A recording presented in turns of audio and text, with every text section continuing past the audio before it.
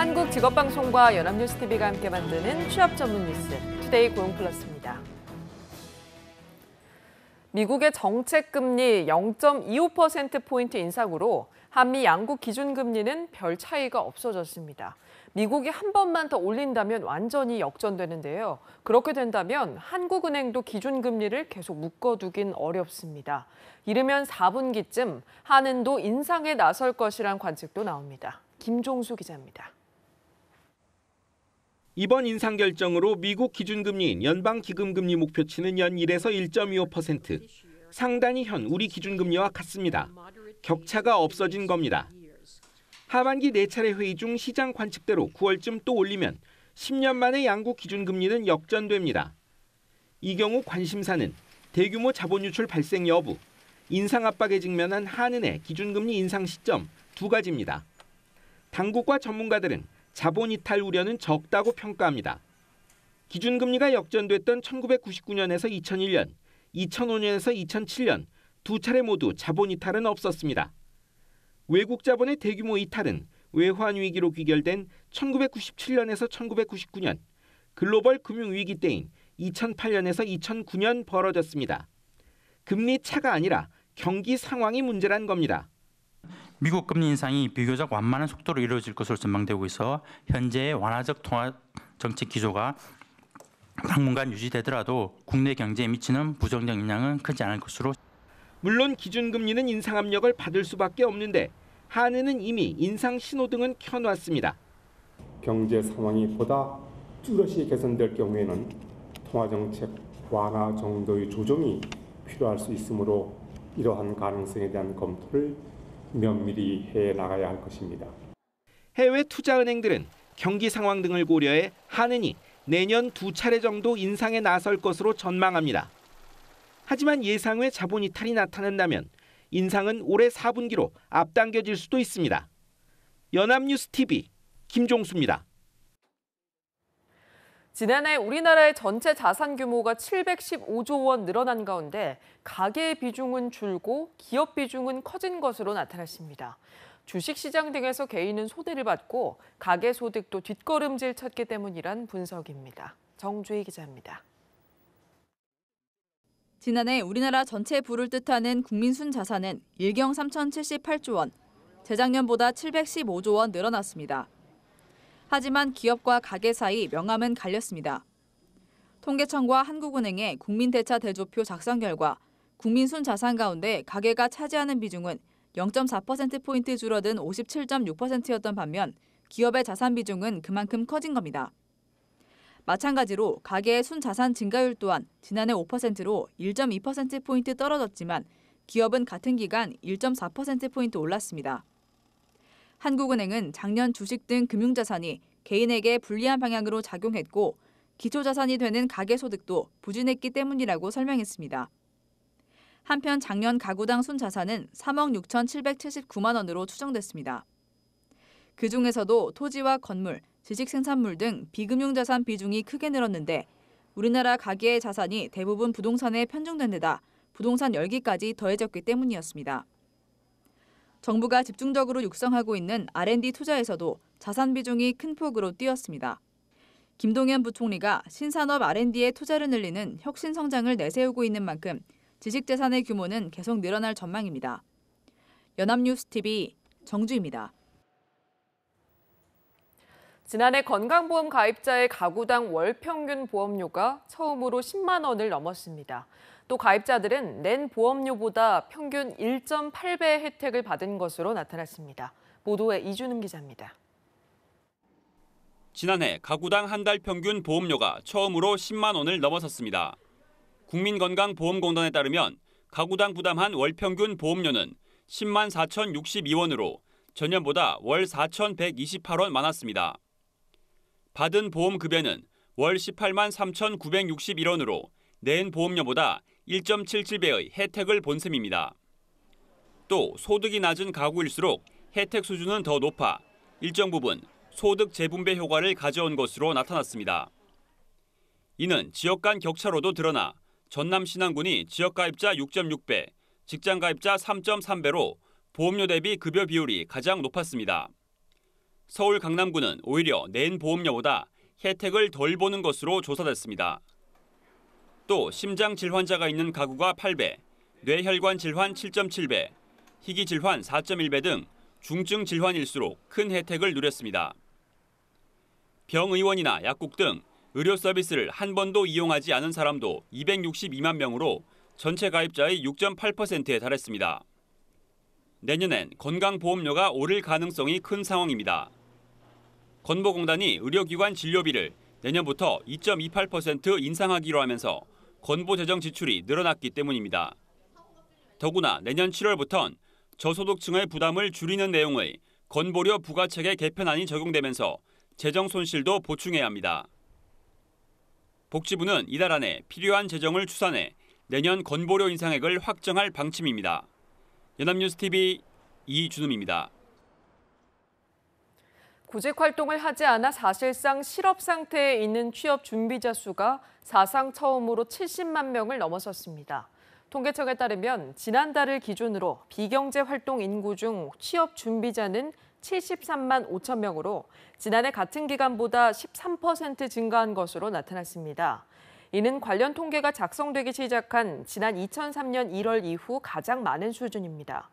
취업 준비자가 늘어나는 것은 전반적으로 취업 준비에 걸리는 기간이 길어지고 있는 데다 고용 사정 악화로 구직 활동을 두려워하는 청년들이 늘고 있기 때문으로 풀이됩니다. 국내 전기차 시장이 1년 만에 7배 규모로 급성장하면서 높은 수요에 시장도 확대되고 있습니다.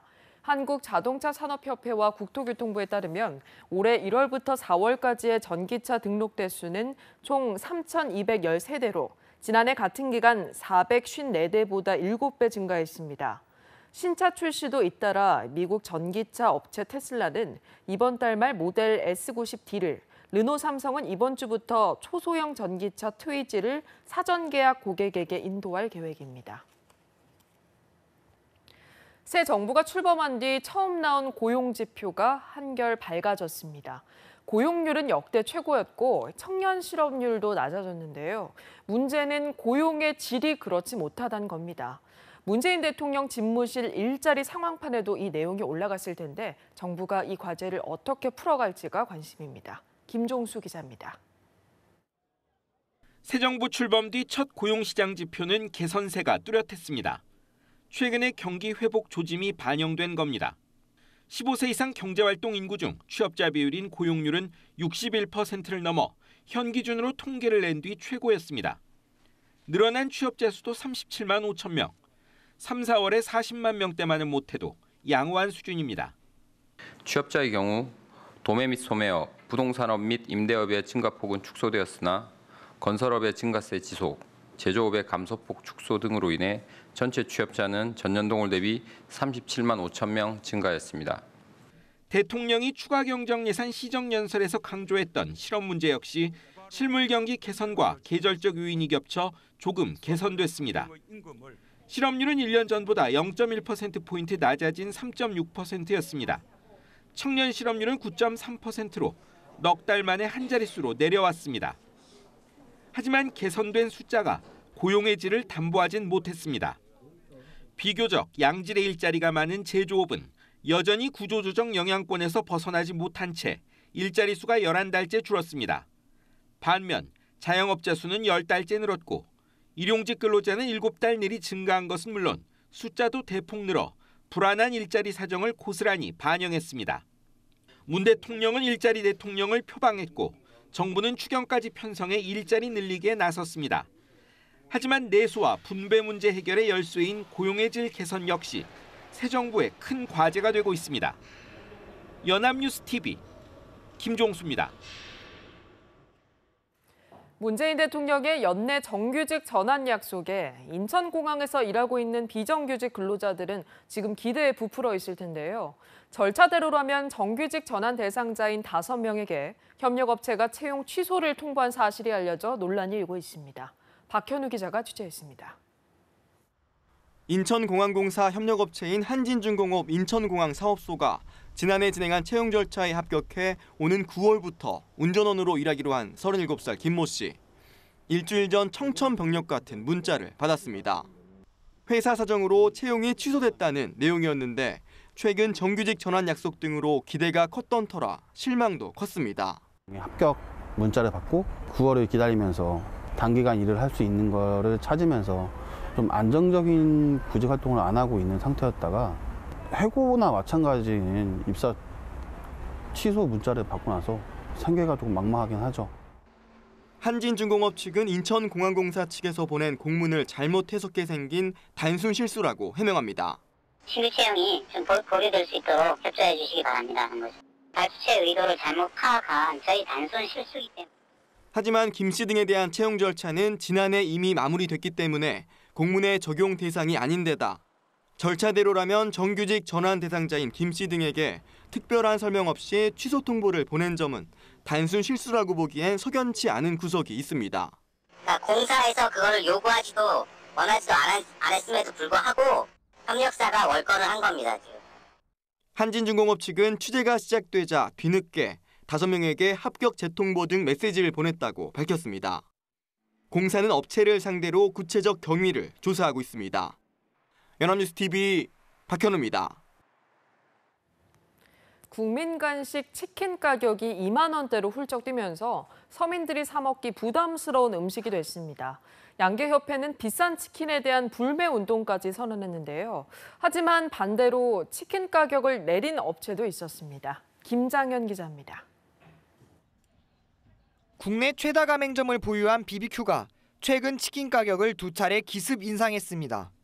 이에 따라 이 회사의 대부분 제품 가격은 2만 원대로 뛰었습니다. KFC도 뒤따라 치킨 가격을 올렸고 업계 1위 교촌치킨은 이달 말 주요 제품 가격을 최소 6%에서 최대 7%까지 인상할 계획입니다.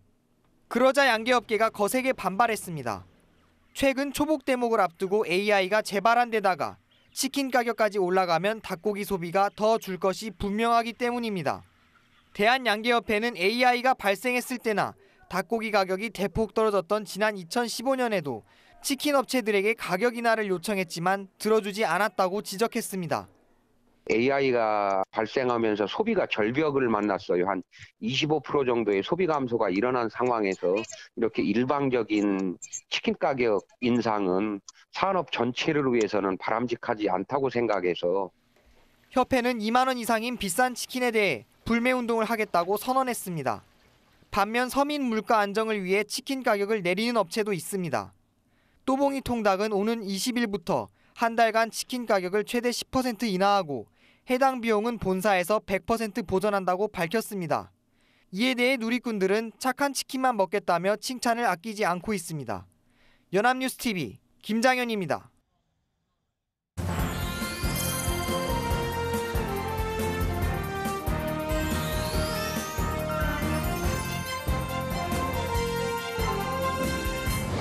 사회적으로 핫한 이슈를 키워드로 알아보는 핫키워드 시간입니다. 고보나 캐스터와 함께합니다. 안녕하세요. 안녕하세요. 핫키워드 시간입니다. 어제 경기 침체와 고용 한파 속에서 해외 일자리로 눈을 돌리고 있는 청년들이 늘고 있다고 말씀드렸는데요. 오늘은 이 해외 취업 정보 시리즈 2번째 시간으로 미국의 알짜 취업 정보에 대해 알려드리고자 합니다.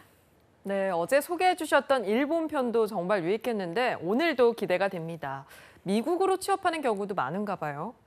네, 실제로 산업인력공단에서 지원하고 있는 해외 취업 정보 프로그램인 K-무브를 통해서 이 해외로 취업한 근로자의 3년간 현황을 살펴보니까요.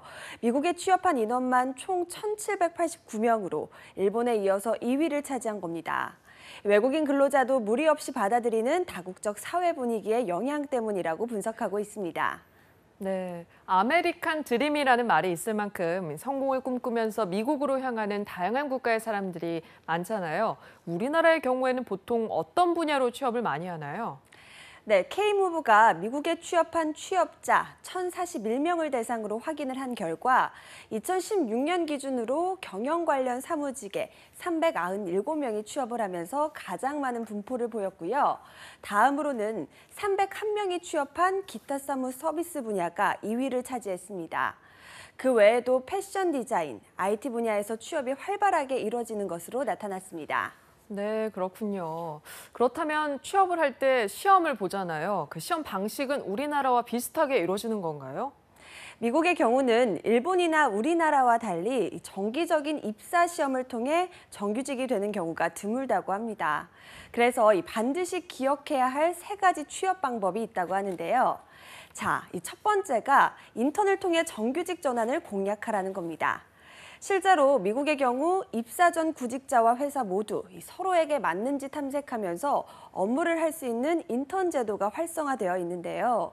이 미국 대학생의 90%가 인턴 참가 후에 취업을 했을 정도로 일반적인 취업 방법이라고 합니다. 우리나라에서 직접 입사를 지원하는 경우뿐만 아니라 현재 미국에서 유학 중인 한국인 학생들에게도 이 취업 제도가 활성화되어 있어 지난 3년간 졸업 후 현장 실습 프로그램인 OPT를 통해서 취업에 성공한 유학생만도 14,000명이 넘는다고 합니다. 네, 효율성을 중요시하는 미국답게 취업 문화도 우리나라와 확실히 다르다는 생각이 듭니다. 아까 3가지라고 말씀을 해주셨는데요. 유념해야 할 다른 2가지 방법도 소개해 주시죠. 네, 두 번째는 네트워크를 쌓아야 한다는 겁니다. 미국은 따로 취업 시즌이 없기 때문에 그때그때 인력이 필요할 때마다 구인을 하는데요. 적절한 네트워크망이 없다면 입사 시험 정보도 얻을 수 없기 때문입니다. 물론 미국 현지에 있지 않아서 정보를 얻기가 어렵다고 생각할 수도 있지만 최근에 링크드인과 같은 글로벌 취업 정보 사이트가 늘어나면서 어디에서나 취업 정보를 얻을 수가 있습니다. 이 프로필을 등록해두면 자신에게 적절한 일자리가 나왔을 때 메일로 정보를 공유받을 수 있으니까요. 참고하시면 큰 도움이 될 것 같습니다. 그리고 마지막 3번째는 특정 분야의 경력과 영어 실력을 쌓아야 한다는 겁니다. 미국은 이직률이 높아서 일자리가 자주 생기기 때문에 바로 업무에 투입될 수 있는 사람을 뽑는데요. 그때 자신이 적임자인 것을 바로 어필할 수 있도록 미리 전문성을 길러야 한다는 뜻이겠죠. 네, 그렇다면 지금부터 미국 취업에 도전해 볼 만한 알짜 직업도 있을까요? 네, 현재 미국에서 가장 유망하다고 손꼽히는 알짜 직군 몇 가지를 소개해드리고자 합니다. 첫 번째는 2022년까지 예상 성장률이 19%인 간호사입니다. 2014년 기준 평균 연봉이 66,000달러, 우리나라 돈으로 약 7,500만 원에 해당하는데요. 학사, 석사, 전공 상관없이 간호학교를 졸업하기만 해도 자격이 충분하기 때문에 이민자들에게 각광받는 직업이라고 합니다. 네, 그렇군요. 그런데 현지 간호학교를 졸업하지 못하는 경우도 있잖아요. 그럴 때는 어떻게 방법이 있을까요? 네, 그럴 경우에는 미국 간호사가 되기 위한 자격증 시험인 NCLEX RN을 준비하시면 되는데요. 합격을 하게 되면 미국 병원 취업은 물론 영주권 취득을 바로 보장받게 된다는 장점도 있습니다. 고강도 근무 환경과 태움 문화로 힘들었던 국내 간호사들이 특히 지원을 많이 하는 업종이라고도 합니다. 네, 국내 업무 조건이 힘들다면 대안을 찾아서 해외로 나가는 방법도 좋을 것 같습니다. 아까 IT 분야도 우리나라에 비해서 상대적으로 근무 조건이 좋다고 들었는데 관련된 유망 직업 있을까요? 네, 제가 또 찾아봤습니다. 예상 성장률만 무려 37%, 평균 연봉만 88,000달러를 받는 정보보안 전문가가 있더라고요. 이 정보보안 전문가는 히든잡에서도 유망 직업으로 소개했을 만큼 발전하고 있는 직업인데요. 이 모든 산업에 IT 보안이 중요해졌기 때문에 전망도 아주 밝은 편이죠. 특히 미국의 경우 우리나라보다 IT 보안 산업이 활성화되어 있는 반면에 전문 능력을 보유한 인력이 적기 때문에 해외 인력도 많이 필요로 하고 있다고 합니다. 그 밖에도 동양인이 많이 진출하는 회계 및 세무 관련 분야, 또 전문 디자인 분야에서 한국인 취업자를 많이 선호하는 것으로 나타났으니 참고하시는 것도 좋을 것 같습니다. 네, 그런데 뉴스 보면 최근에 미국은 취업 비자 받는 게 중요하다고 들었거든요. 이 취업 비자 어떻게 취득하는 게 좋을까요? 네, 일반적인 비자는 단기 취업 비자인 H-1B 비자인데요. 1순위는 박사 학위를 취득한 이들에게 유리한 편입니다. 이때 신청자가 특허를 내거나 논문을 써서 연구 성과를 인정받았을 경우 미국 취업 이민이 더욱 수월해지는 편이고요. 취업한 회사에 비자를 받을 수 있도록 지원해주는 경우가 많기 때문에 입사 지원 시에 문의를 하는 것도 좋을 것 같습니다. 네, 이렇게 항상 해외 취업은 막연한 도전이라고 생각을 했는데 알아보니까 의외로 도전할 수 있는 방법이 폭넓게 널려 있는 것 같습니다. 여러분의 새로운 도전을 위해서 다음 시간에도 알짜 해외 취업 정보를 가지고 찾아오겠습니다. 지금까지 핫케어드 구본아 캐스터와 함께했습니다. 고맙습니다. 고맙습니다. 투데이 고용플러스 오늘 준비한 소식은 여기까지입니다. 함께해 주신 여러분 고맙습니다.